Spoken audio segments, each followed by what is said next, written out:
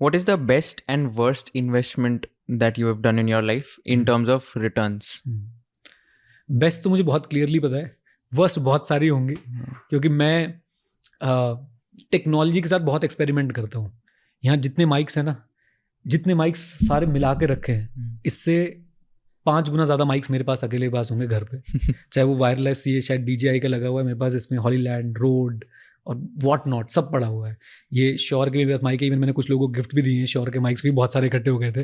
Right, या मेरे को दे देते, मेरे को चाहिए थे यार. रोडकास्टर प्रो मेरा लेने का बहुत मन है, बट मेरा उस पर विश्वास नहीं बन पा रहा है और मुझे लग रहा है मैं उसको यूज़ कर पाऊंगा नहीं करूँगा. कैमराज की बात करो आप मुझसे, I am very bad at it यार. मैं टेक्नोलॉजी में ओवर इन्वेस्ट करता हूँ, तो मुझे लगता है शायद उसने बहुत कुछ सिखाया भी है.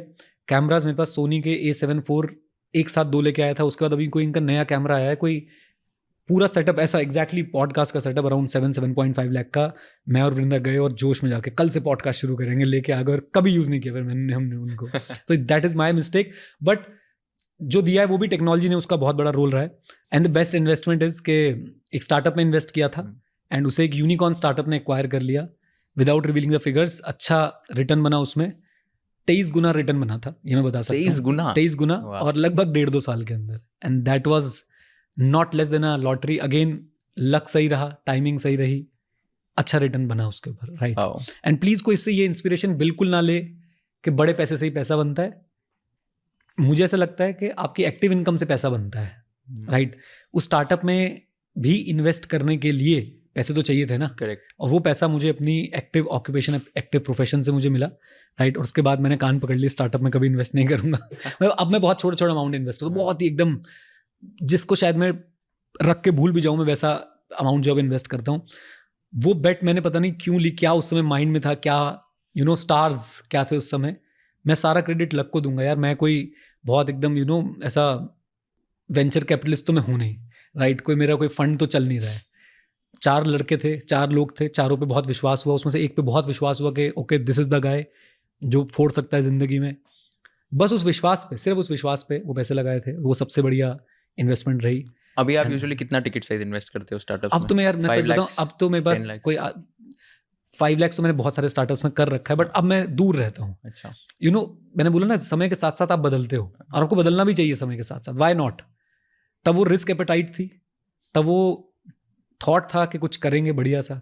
अब ऐसा लगता है कि मैं थोड़ा रिलैक्स्ड मूड में हूँ कि चलो यार अब अच्छा कर लिया है. और ये भी बहुत इंपॉर्टेंट लेसन है कि पैसा कमाने के बाद उसको संभालना भी बहुत ज़्यादा ज़रूरी है. आपने कई लोगों की स्टोरीज सुनी होंगी जो हम रैग्स टू रिचेस तो सुनते, जो रिचेस टू रैग पे आ गए, है ना. जो बहुत अमीर थे, बहुत सारे स्पोर्ट्स पर्सनालिटीज़ हैं, बहुत सारे फिल्म स्टार्स हैं, बहुत सारे इंडस्ट्रियलिस्ट भी होंगे जिन्होंने बहुत पैसा कमाया और फिर वो जीरो हो गए. क्यों? शायद वो पैसे को अच्छे से मैनेज नहीं कर पाया. अगेन लक भी बहुत शायद उनका खराब रहा होगा. लक का बहुत इंपॉर्टेंट रोल होता है कुशल, बहुत इंपॉर्टेंट. हम किसी भी व्यक्ति को देख के सिर्फ ये ना सोचे कि हार्डवर्क से आगे बढ़ा है या हार्डवर्क की वजह से पीछे रह गया है. बहुत लोग हैं जो हार्डवर्क बहुत करते हैं लेकिन आगे नहीं बढ़ पाते हैं, शायद सही समय नहीं आ रहा होता है उनका. Right. And I can understand it. And बहुत लोग होते हैं जो थोड़ा भी काम करते हैं और अचानक से उनका लक ऐसे काम करता है कि भाई कमाल हो गया यार. राइट. तो वो मेरी सबसे बेस्ट इन्वेस्टमेंट रही. And I totally. चलो आप फिगर्स में बताओ, आप कितने इन्वेस्ट किया था वो बता दो बस. यार मैं फिगर्स बताने में ना थोड़ा, तो फिगर्स मत बताओ, आप कितने इन्वेस्ट किया था वो बता दो. तो अब तो मैंने बता दिया ना, अब तो आप मैथमेटिकल कैलकुलेशन कर ही रहोगे. ठीक है, मैं बस बता दो. मैं बस ये बोलना चाहता हूँ कि यार फिगर्स बताने में थोड़ा आज भी शाई फील करता हूँ, जबकि मैंने देखा है बहुत इंस्पिरेशन आएगा लोगों को, पता है. इंस्पिरेशन किस मतलब मैं नहीं चाहता ना इंस्पिरेशन है. मैं आपको सच बता रहा हूँ भाई, नहीं मिलते ऐसे स्टार्टअप्स यार, नहीं मिलते. 95% स्टार्टअप्स फेल होते हैं. ओयो की वैल्यूएशन $12.5 बिलियन से 2.75 बिलियन पे आ गई. बायजूस जीरो हो गया. 22 बिलियन से. अनअकैडमी को लेके कितनी नेगेटिविटी चल रही है. आप आज की डेट में देखो क्या हालात चल रहे हैं. वो एप्रिसिएशन नहीं दे रहे अपने एम्प्लॉइज को यार. मतलब उनका मुझे लगता है बेसिक राइट कि भाई साल दर साल जो ईयर ऑन ईयर जो इंक्रीमेंट मिलना चाहिए वो नहीं मिल रहा. राइट. मैं ऐसा कर दूं ना अपनी कंपनी में अपने, भाई मेरे एम्प्लॉय चढ़ जाएंगे मेरे को, कैसे नहीं दे रहा. राइट. और सोचो वो इतने बड़े लेवल पे ऐसे कर रहा है. तो माय पॉइंट इज कि मैं ये इंस्पिरेशन देना नहीं चाहता हूँ. ये लक था यार. वो मैं बोलने वाला था अमाउंट को. वो पैसा डूब भी सकता था.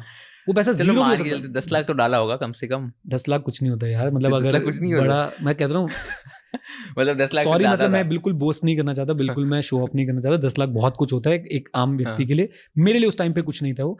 मैं ये बोलना चाहता हूँ कुशल, बहुत सिंपल, कि भाई don't take inspiration from that. Please don't take inspiration from that. Why? मेरे पास वो पैसा मैंने लगाया स्टार्टअप में जिसमें एक्चुअली में मैं उसको रख के भूल सकता था। ये मैं एक चीज़ ज़रूर बोलूँगा, ये मेरी खास क्वालिटी है कि मेरा पैसे से लगाव बहुत ज़्यादा है नहीं, और इसलिए मैं ये बेट ले पाया क्योंकि मुझे पता था ये पैसा डूब भी गया ना, जीरो भी हो गया ना, हार्डली मैटर्स। मेरे को एक बंदे पे विश्वास था, उस बंदे के विजन पे विश्वास था, उस बंदे के प्रोडक्ट पे विश्वास था, उसका प्रोडक्ट मैं खुद यूज़ कर रहा था, मैंने इन्वेस्ट किया। और अब भाई अगर डूब भी गया तो I understand, whenever you invest in a business it comes with a risk. Even in stock market they say ना कि mutual funds are subject to market risk, please read the scheme related documents carefully before investing. तो वो इसलिए तो बोलते हैं। तो risk मुझे पता था, और मैं चाहता हूँ कि आप एक अभी रिटेल इन्वेस्टर हैं, आप अभी शुरुआत कर रहे हैं, प्लीज स्टार्ट कीजिए SIP से, म्यूचुअल फंड्स के through. If you learned something new from this video, do share it with your friends and subscribe to this channel so that we can bring you the best content possible. Also, if you want to watch this entire episode, click on the link in the description box and you can go to Kushal Lodha YouTube channel and watch the entire podcast episode. Thank you so much for watching this and have an amazing day.